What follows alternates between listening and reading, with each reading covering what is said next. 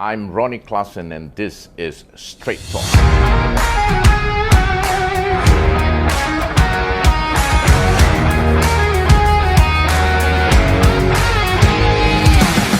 Klassen, and this is Straight Talk. The 17 Sabah state elections has picked up tremendous momentum over the last 4 days, immediately after nomination day on the 15th of November. In our rounds, basically, over the last couple of days, we've found out that the momentum has not only picked up tremendously, but candidates basically has been going round, right down to the ground, all right, in trying to get closer to the voters in their particular constituency. Now, 29th November will be the day that the voters decide who shall be the next state government of Sabah.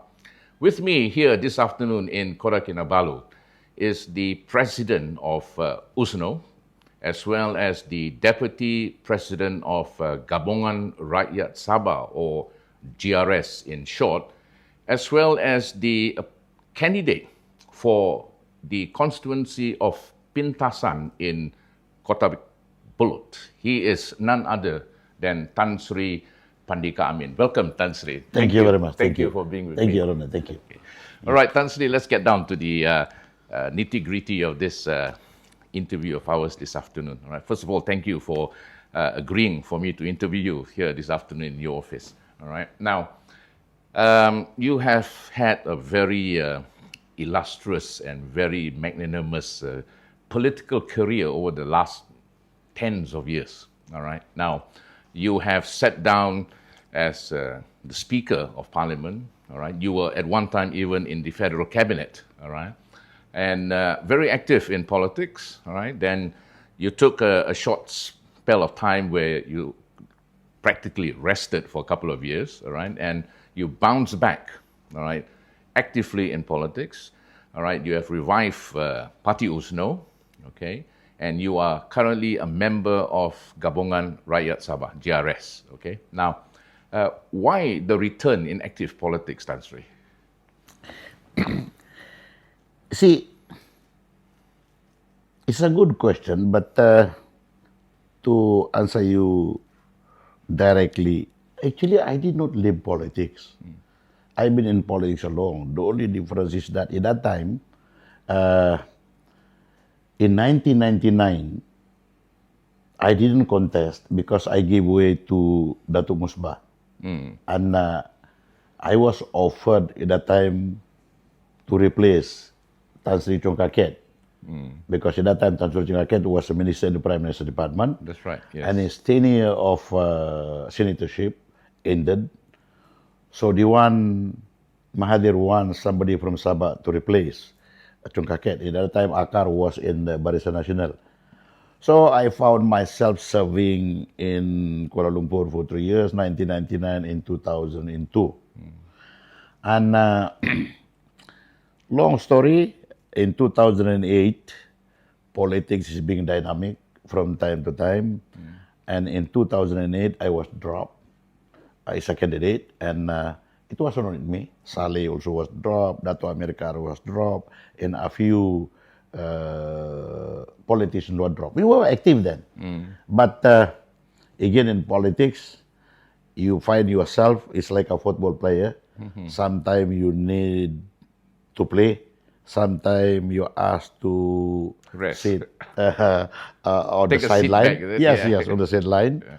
And that's how it goes. So after 2008 general elections, I received a call one afternoon that they said, well, will you be willing to serve as the Speaker of the Dewan Rakyat? Then I was shocked because I was dropped in that election.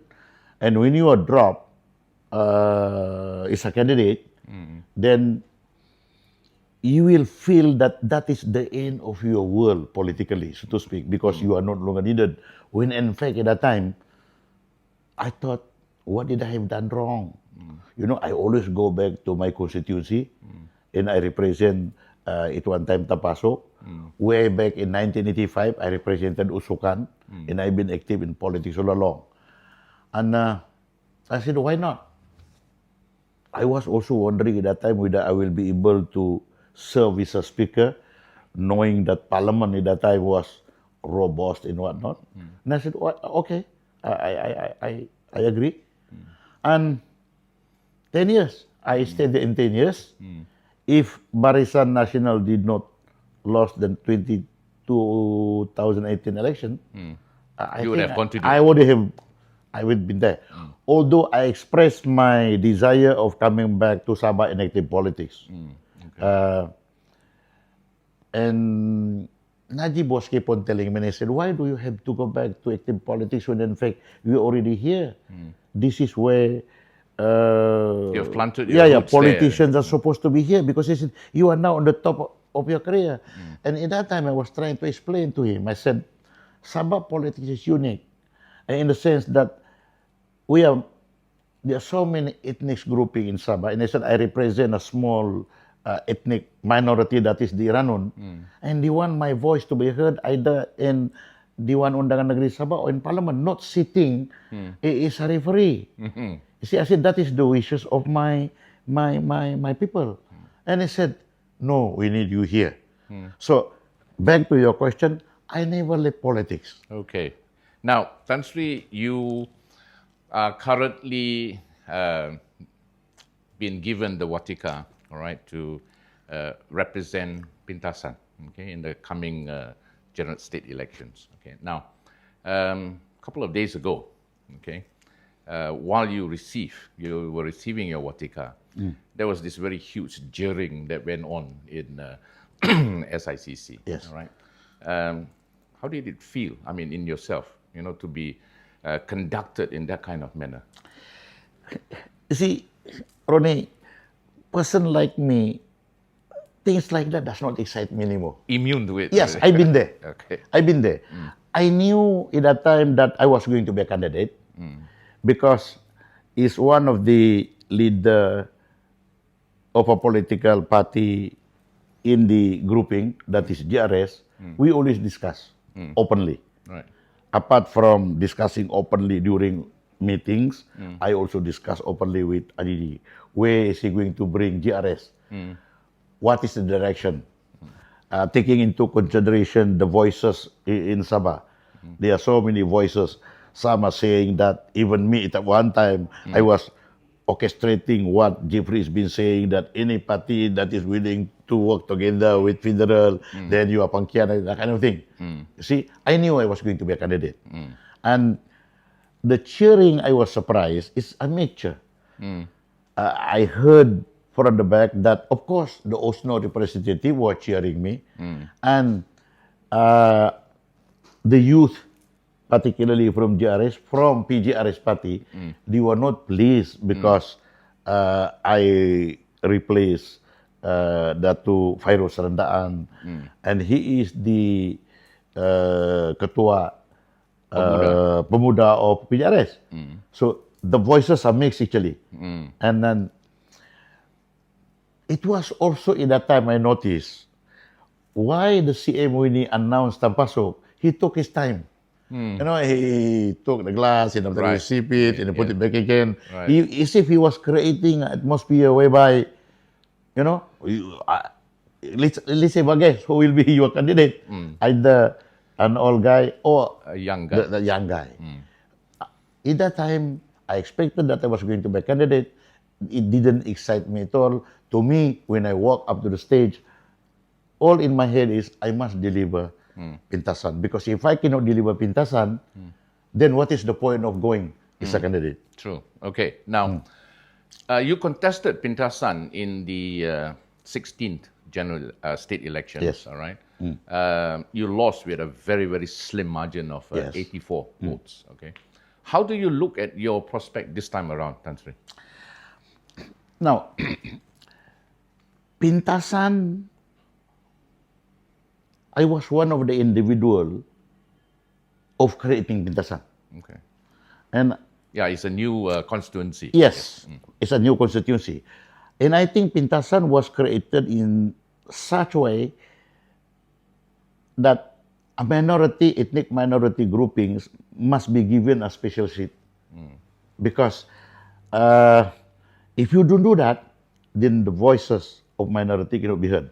Now, thank God that when I became the speaker, I think to me, whether I'm right or not, but that is my perspective, I think that is a kind of acknowledgement by the federal leadership because of my service when I was the speaker. Now, when I contested Pintasan in 2020, it's a different atmosphere compared to now because at that time I was not prepared. And I had to contest at that time under the like a status of being the leader of Osno, but I was not the president. So they have coined this gelaran, so to speak, copying PKR macam ketua umum. Now, they use that name, ketua umum, Pandikar Amin Mulia, a former speaker of Dewan Rakyat, who doesn't know him for the past 10 years. People are watching during parliament sitting and whatnot. And I was approached by so many potential candidates that I didn't know. They want to contest under Osno and whatnot. At that time, I knew I was going to lose. We were going to lose miserably. But then again, I didn't have any choice. Like I said, I knew about politics.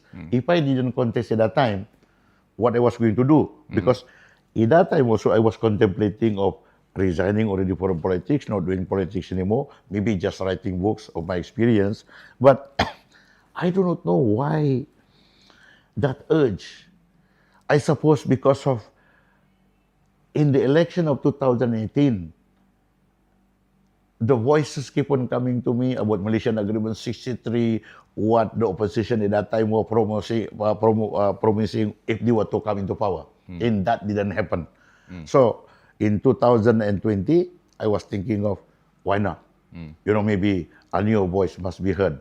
And I was also drawn to the fact that I said to myself, why not end my political career in Osno? Because I started in Osno. In 1985, Tun Mustafa picked me up as a candidate to represent on Osno in a by-elections. And at that time, I defeated Saleh. When Berjaya was so strong at that time, Osno only had 4 seats. So I decided then that I might as well end my career in Osno because I would like to revive Osno. Okay, Tan Sri, you lost by only 84 votes in the 16th state elections. Now, you are basically up against the incumbent, all right, who is currently contesting under an independent seat. Yes. Okay. Now, Pintasan basically being a relatively new constituency, all right. Now, for the last 5 years, okay, do you actually see anything that's lacking in Pintasan? And if there is, all right, what would you do basically to further develop Pintasan? See, maybe to an outsider like you see Pintasan is a constituency that ought to be developed. Things like, there must be new development, things like this must be done for the youth and whatnot. Right. It is different, Pintasan. Pintasan, like I said, is created, to me, especially for minority grouping. Okay? So, the constituents of Pintasan now is made up of 15,000, majority of which is Iranon, about 10,000, and the rest are Dusun Tabilong in Bajaus. Now, we are the majority. Now, the perspective of the Iranon, that constituency especially made for the Iranon. So, in Sabah politics, if you look at the demography of voters, you cannot avoid associating politics with race in religion. Right. In the Bumiputra non-Muslim area, you have Tan Sri Pairin, and now it's Jeffrey, and now among these leaders, they are fighting. You have Akidim leaders, we withdraw Pisti and Pita Antony, then you have this young leader, Yuan Benedict in APCO, and Jeffrey is still in STAR, and Dr. Joachim in PBS. Now, to me, they have created something that is new. That is, those days, in 1985, Bumiputra non-Muslim were united under PBS. Now, that is being disintegrated now. They are trying to show which one is more heroic or brave Over the against each other other. guy, yes. You see, so is in Pintasan. Pintasan to me, in for the opinion of the majority, particularly the elder voters, they want to have an icon, political icon. If I can borrow that words of Oguan Xiao in Iranun, they want to have something like that. But unfortunately, in 2020, when I stood there, I was not prepared for it. Logistically, I did not have anything. I just stood for the election, banging on my popularity there and my service. And most of those constituents in Pintasan, actually, I know more of them than anybody else. See, when I look elderly voters, I know who are these people, they supported me before. Now, Pintasan now, it can be won with that kind of mentality. Meaning, if they vote me, it is not because of they vote me that I said, oh, I can create this. Because to the experienced voters, it is the government of the day that do the development. It is not the individual politicians. Like, for instance, if the previous state assemblyman, in the person of Datuk Fairoz, he cannot say, well, I did this because of me. No, he didn't do that, not because of him, but because of the policy of the government. Like, for instance, the SMG housing. That is not done by one person because that is his effort. It is the effort of the government. That's right. So the issue is local issues to me, and the personality that that stand in that constituency. So if I were to win that election because of two issues, first, I come back to Pintasan with experience. I have a wider networking of friends and with Malaysia here in the state. If assuming that any weaknesses or anything that the rakyat in Pintasan wants, I know better. Let's, for instance, about land issues. If I were to talk about infra, now in Pintasan, the one Panbonyo is right in the middle of Pintasan. That's right. So this was designed by the previous Prime Minister. It is not even by the current government. So any development in the state that we have now, it is not, you cannot claim that it is that particular person who did it. If I were to give you an example, the Sarawak development, for instance. Now, if I look at the current Premier, he says, well, we are developed and whatnot. So he is proud. He represents to the public that he says it is the current government and he is the one that did it. Actually, it is not. It was done previously by Taib Mahmud, who is now Taib Mahmud, and after that continued by Adnan Satim. With that effort, continued development, then of course, the current government benefit out of it. But unfortunately for the GRS government now, whatever the shortfall that people are talking about, it is not created by the current government. It is created by the previous government. Okay, Tan Sri, we are looking at about approximately 1.78 million registered voters, right, throughout the state, right, out of which we are looking at about 650,000 new voters, which comprises of the youth and 35 years and above age. All right. Now, you were right when you said earlier that the 16th state elections as compared to the 17th state elections, there's a vast difference. Okay. Now, the candidates, 596 candidates are vying for all the same reason. All right. And that reason basically is to win, all right, the respective seats that they are contesting. Okay. Now, we've noticed one very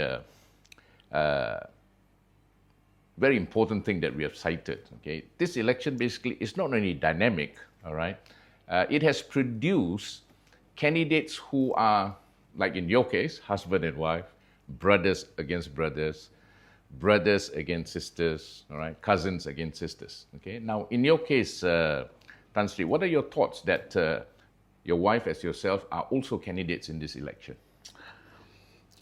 Interesting questions. Now, in my case, being a candidate, and my wife also being a candidate in Sikong, it must be made clear that when we pick candidates, Is to win. in the back of our head, that is the best person to be put there. Correct. It is not because my wife being a candidate of GRS in Sikong, it is out of my recommendations. It is not. Because Sikong is not a GRS seat. It is Warisan seat. In the majority is 1,000 over. Okay? Right. Now, back again to my perception that I said, politics, you cannot divorce it from religion and your race, ethnicity. Now, my wife, if happened to be a Tausug Suluk, the relative is very wide there in Sikong. She was not born in Sikong, but in Kota Kinabalu, but the relatives are all still there. Okay. Now, strong family ties. Strong family ties. Now, we did our work in Sikong from zero. Like you said that Usno, I tried to revive Usno. We did our work in Sikong zero, in your receptions. You know, and of course, all this support from the grassroots, of course, the top leadership of GRS are looking at it. And the top leadership of GRS also fed with information from the ground. So that is the criteria. But then again, politics is very brutal. People use things against you when in fact, to me, Malaysian politics is all known. When that was brought about, I was, at that time I feel, hey, why me? Why it is directed me? I mean, the current Prime Minister at one time, the wife, the daughter, and himself. Remember, I was the speaker, I was sitting there. Right. And the Kit Siang's family, right. The Kapal Singh's family. Yeah. And if you go within ASEAN, in Philippines, are being done. In Thailand, are being done. In Singapore, are being done. In America, the Bushes. Right. I mean, why are we so narrow-minded and blinded by facts like that? When you make statements, as if you are foolish. As if you are foolish, you don't know what is happening. So, when that thing is thrown against me, all of a sudden the reporters try to make things. Then I knew. I said, my God, why sister and brothers are fighting? But then again, this is nothing new.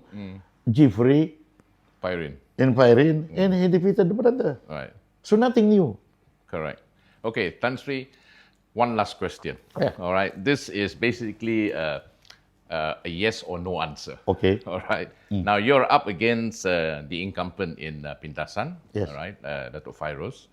Okay. And I'm very sure that you have laid a very strong stronghold in Pintasan in preparation for your campaign as well as the actual polling day on the 29th of November. All right. Do you see yourself winning Pintasan? Yes or no? Yes. Thank you very much for being with me, Tan Sri. Thank you. All right, that was Tan Sri Pandikar Amin Mulia, the president of Parti USNO, as well as the deputy president of Gabungan Rakyat Sabah, as well as the candidate for Pintasan. We wish Tan Sri Pandikar all the best in his campaign and sincerely hope that his wishes basically and his support that he has in Pintasan will eventually make him victorious in the coming election. This is Ronnie Klassen signing off till I see you again. Goodbye.